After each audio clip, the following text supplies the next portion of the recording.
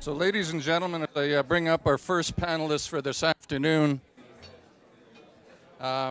first I need to take note of the folks who helped underwrite the event today, besides Royal Roads and the Canadian Legion, who were generous in kind and otherwise.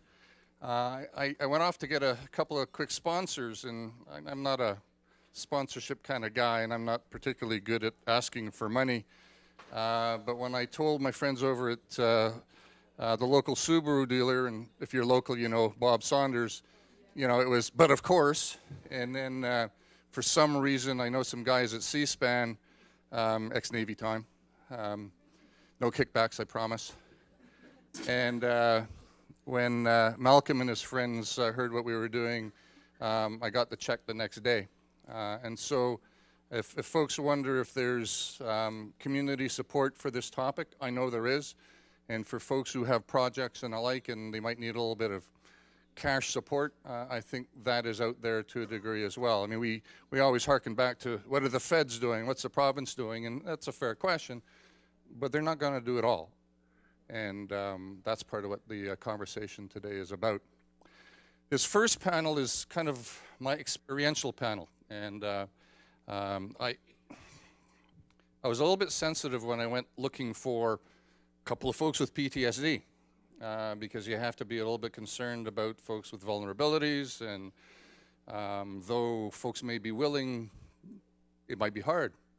And I didn't want to put anyone on the spot, so I did anyway.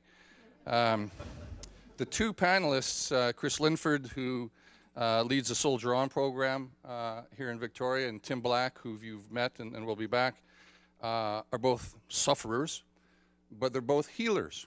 And I thought that would give us a particularly interesting insight to the topic. So Chris, been on the coast for all of a year now, I guess, doing some magic with the startup enterprise with Soldier On. And sir, you're a nickel.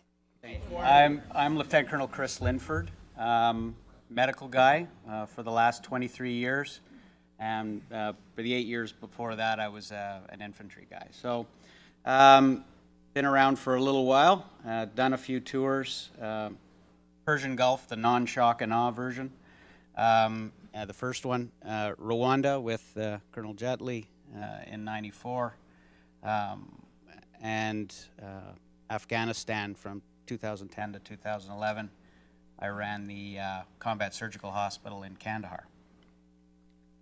So, and I have PTSD, and I'm actually quite proud of it these days. It is something that I've struggled with for a long time. I was diagnosed about 10 years after Rwanda, so about 2004, I started to feel the world slipping. And it was, my family knew a couple years before that it was slipping for me, but it was just one of those things that everybody keeps quiet, right? It's an 800-pound elephant in the middle of the room, and just walk on eggshells, it'll all go away. So that's kind of my history there. But the good news to that was I was treated for a year and got very well with some antidepressants and some good therapy, and engaged in work and got back to work and did very well. Went on to command a couple of times and eventually go to Afghanistan. And believe me, the Rwanda tour is notorious and well known throughout the CF as being the tour that screwed up a lot of people, and it sure as heck did. And when you're in the military and you're getting potentially ready to go for a tour, they sit you down, you know, somebody with a notepad and a pair of glasses on the end of their nose, and they ask you the questions about, well, usually it went like this. So tell me about Rwanda. That's the way it always started. And I would have to go through this thing about what Rwanda was like for me. But of course, they have my record right in front of them. They know what Rwanda was like. But they want to know how well I am today to go back and deploy. And to be fair, I said what I thought they needed to hear. So I take some responsibility for going back. And The problem was I had this idea in my head about what Afghanistan would be like. And it wasn't anything like that. It was well, the Role 3, which is the NATO term for a combat surgical hospital in Kandahar. It's behind the wire. And this morning it was mentioned about, oh, you were outside the wire, I was behind the wire, or whatever. You know, one's more dangerous than the other. I tell you, we got rocket attacked all the time. In fact, guys were killed not far from, or lost, not killed, but severely injured not far from us. And the combat that took place 6 minutes ago ended up on our front door. 6 minutes in a helicopter. And that was, you know, average time. So anybody that was having a bad day in Kandahar province was brought to our door.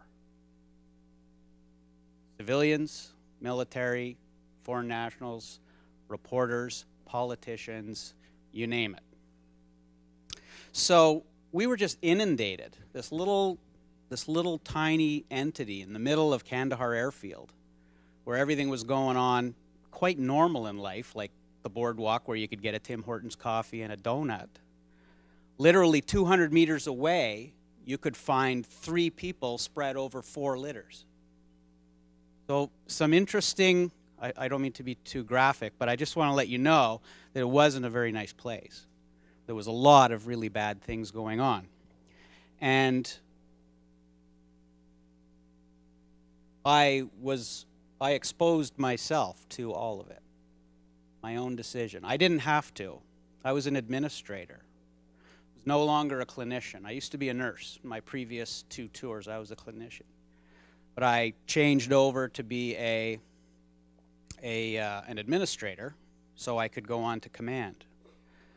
But having that clinical background, you just want to be there. And the kind of leader that always impressed me was the leader that would be right there when the shit was going down. So when the soldiers were in harm's way, when the medics were doing their thing, when the docs were triaging, when they were shuffling people through the trauma bays, getting them to the CT scanner, going directly to the OR, I'm responsible for how that unit functions. The only way I can judge its functioning is to be there when it's functioning and not to just hear about it. Because I could have stayed in the headquarters tent. And it just wasn't who I was to do it that way. So I take responsibility for making that choice, but I don't regret it anymore. I used to, but I don't anymore. It was an important decision to make. It's who I was. So, you know, a lot of the stuff I've learned over the last year since I've been in treatment is to recognize who we are, good and bad, understand our own vulnerabilities as a human, as an officer, as a husband, as a father, and be okay with it. Because in the military, and a lot of guys in the room here are or were, and gals, know that the military is really good about sort of getting on with it. Doesn't matter about what it's doing to you today. It's suck it up, Nancy. Put that in the box on the shelf, that thing that's really bad, and we got to get the mission done. And Canadians are notorious and well known around the world for getting the job done. The way we operate. So eventually you're going to have to open the box, right? And I guess have figured out how to do that in the last year with a lot of help from a lot of people. So I can appreciate being asked to speak from a patient perspective today, and I know there's plenty of other patients or casualties in this room, and I am but one voice. I don't represent you in any way. I'm here to talk about what happened to me, and hopefully the clinicians in the room can sort of take that on board and say, okay, I've never heard that before. And what I will try to do is offer you a little bit of my own perspective that, you know, maybe you've heard, maybe you haven't. So about 2/3 of the way through the Afghanistan tour, I knew that I was going to be sick again. it just became very, very clear to me as the road of the day became slippery, where you just start to, things you were extremely competent at last week, you are now just struggling to get by.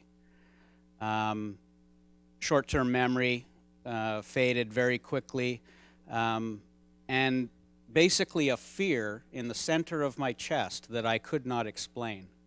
Didn't know what I was fearful of, but I just knew there was a fear.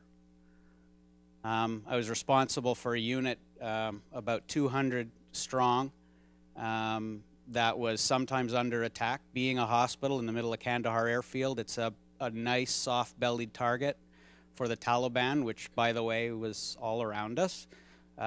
So we knew it was targeted.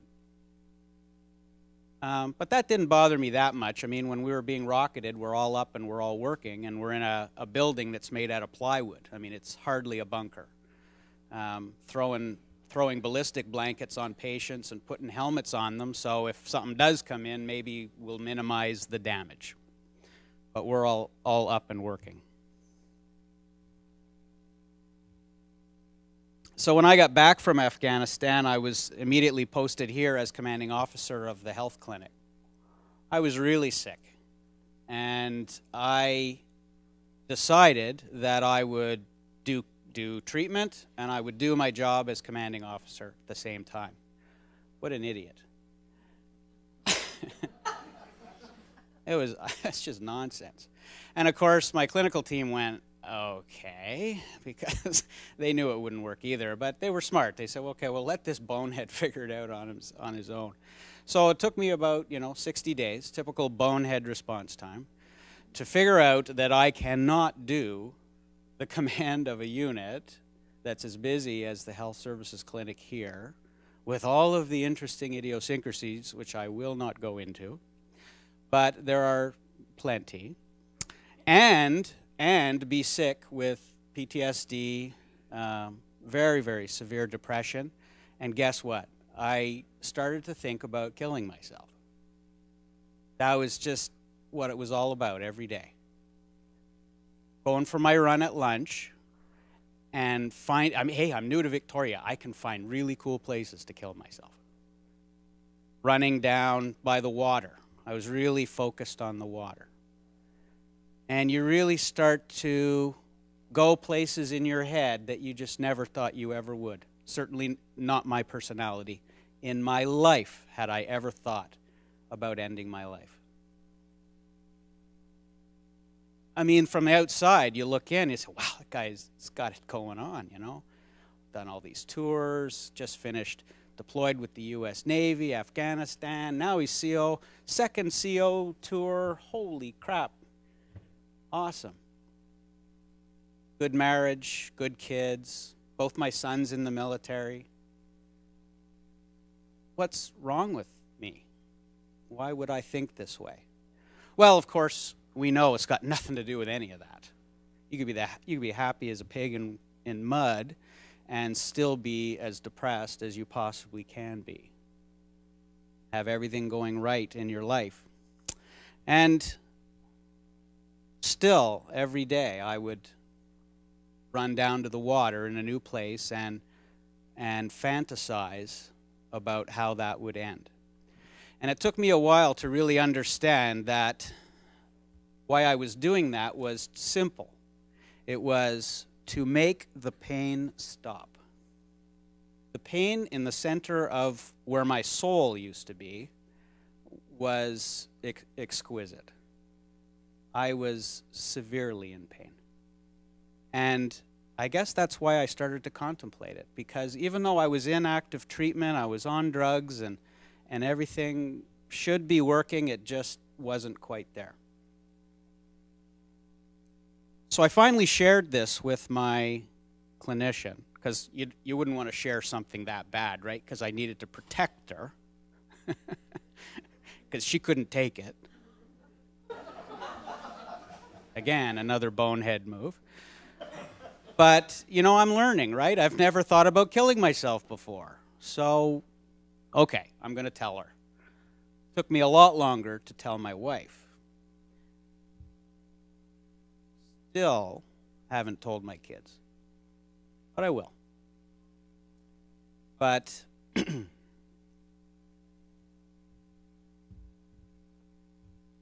so things went along. I didn't kill myself, by the way, nor did I try, and I don't mean to make light of it. But I got over it. It just patience, which is something I've never been accused of being. But I've developed this incredible muscle, this patience muscle, to let the clock go, let medication work, be a bit routine about it all, and just try not to be so self-judging. That was really key. And I mean, I didn't discover this on my own, believe me. This was through Dr. Kate Diskin and Maureen Boyland, who I really have great respect for helping me so much. And so I went on, and I went and did a little bit went back to return to work, took some French language training. Can you imagine that being not stressful? So the good news was they set me up for 2 half days a week, which gave me 3 other days of the week to get over the stress it caused me. But the good news was it went well, and I actually increased my French capability. I eventually got well enough to go into 3 days a week doing a special project for the Joint Personnel Support Unit for Commander Clairhue. And that was pretty darn good. And it was for the ill and injured soldier, sailor, airman. Oh, thank you so much for keeping that clear. All right, so and then eventually I got well enough to go to full-time, back to work again. I was given the job at Soldier On. Soldier On, for those of you that don't know, is a program in the CF that has existed since about 2006, and it was really set up to support veterans with physical disabilities. Those poor guys coming back with prosthesis or in wheelchairs and that sort of thing, to get them back into life from a sporting sort of standpoint, you know, to get them on horseback or sea kayaking or mountain biking, what have you. Really ignoring the OSI casualty. And the reason why they were ignored is because they had no clue how to deal with them. There was no expertise within the Soldier On organization that had any clue about how to deal with OSIs. The guys who were running it were all guys who did stuff for Paralympians. So when I kind of propped up onto the radar as being maybe healthy enough to do some work and wanting to do some public speaking and develop a program, I guess I was a bit of a good catch for them, having command and clinical background as well as PTSD and doing well with it. So that's what I've been doing since January, officially, is doing the Soldier On program, which is purely peer support. There isn't a clinician in sight when we're doing it. And Dr. Jetley may admit that it is a very valuable tool.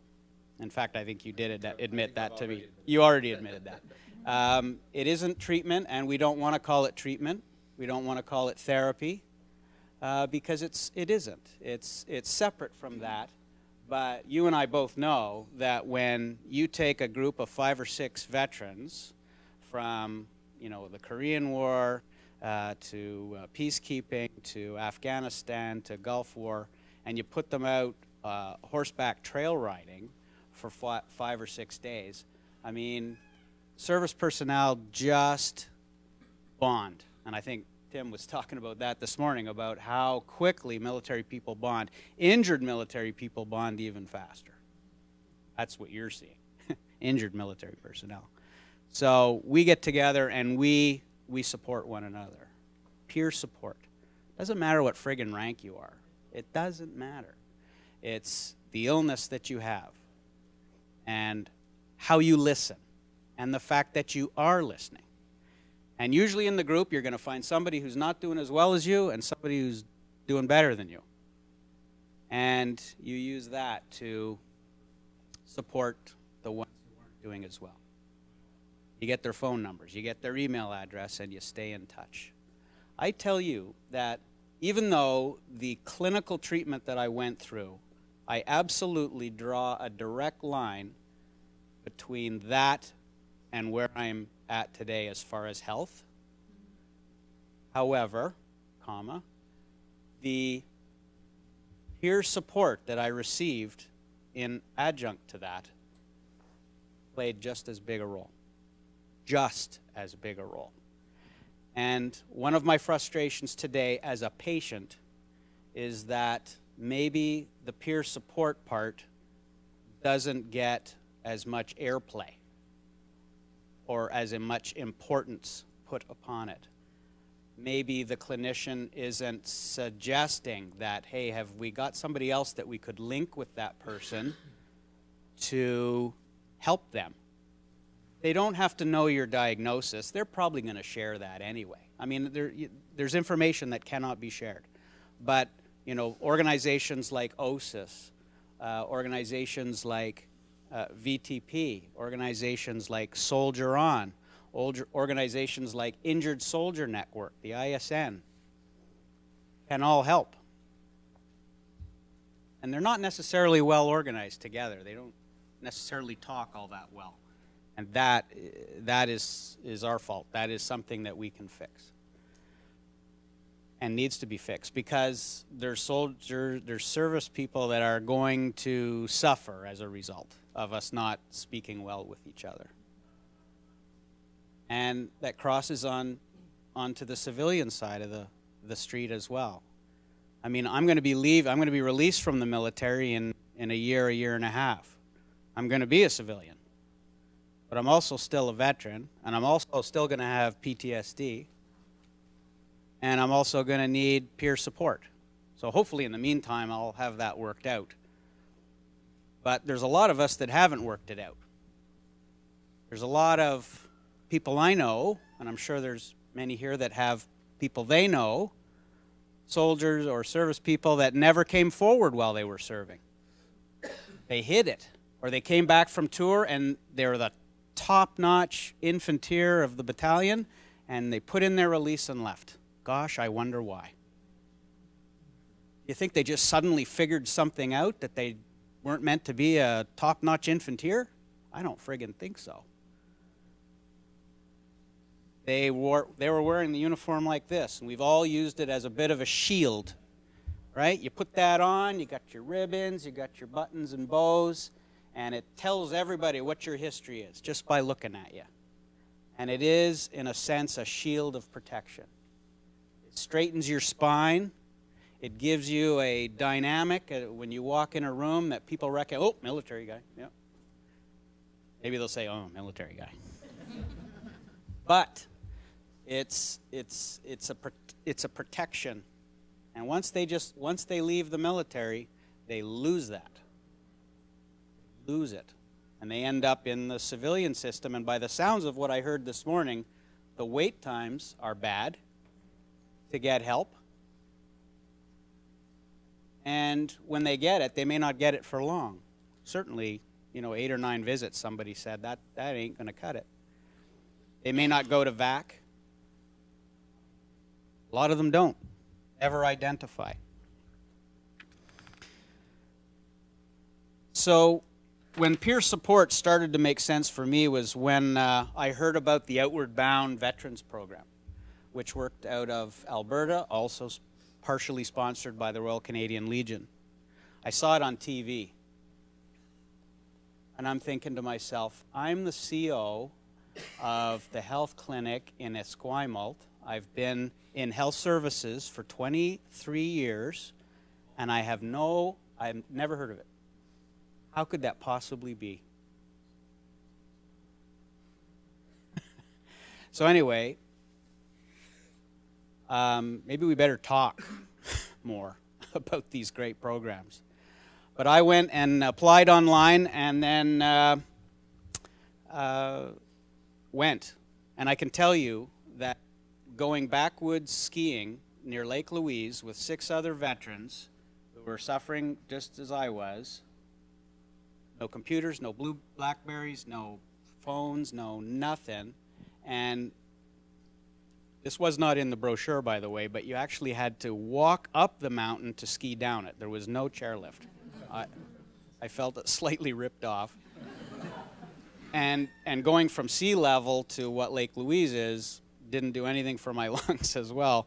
So I was a bit of a bag. But it was truly that experience of being together at night and sharing with those other veterans was a pivot point in my health.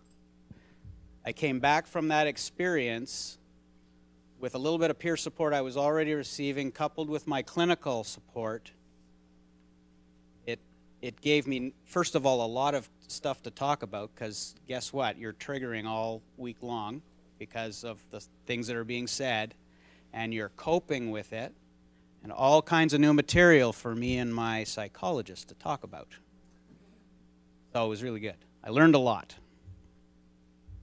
And I also learned that when Soldier On was going to start to develop their program for OSI casualties, that I was going to take that wheel and copy it.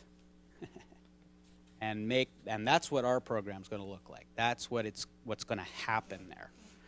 And fortunately, we're making very good headway. We're looking at running our first OSI-specific program starting in June of this year with a sea kayaking program up at a Tofino.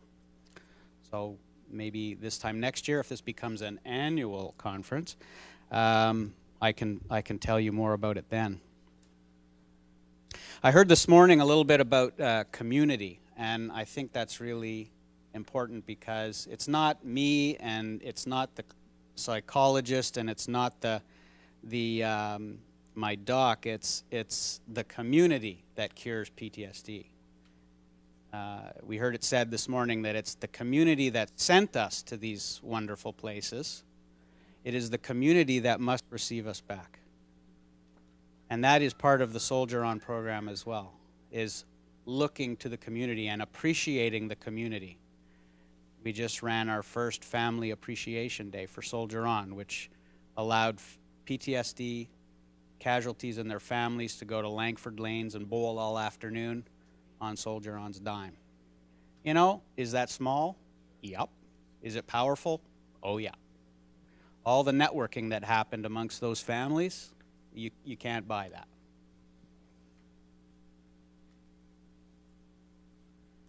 So that was a big highlight for me, was that Outward Bound event. So some of my takeaways, I guess, as a patient that have been very important for me would be the return to work piece. It has to be relevant. We can't be happy just to give somebody the photocopy tech job who isn't doing well in the unit. We can't make them the canteen queen. And for you civilians in the room, the canteen queen's the person that sells chalky bars and Cokes at the canteen at lunch or break.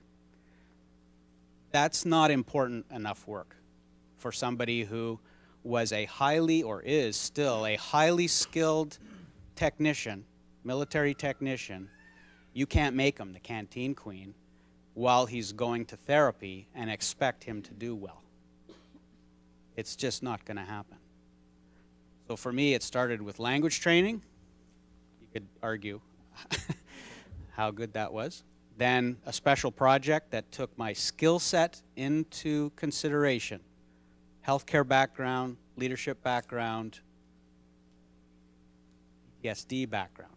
Create something that's going to help that population. Bingo. Big tick in the box.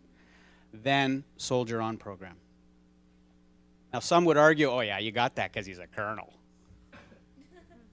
Well, maybe I'm loud and I bang my fist on the desk, and maybe I didn't have to do any of that. And I'm happy to report that I didn't.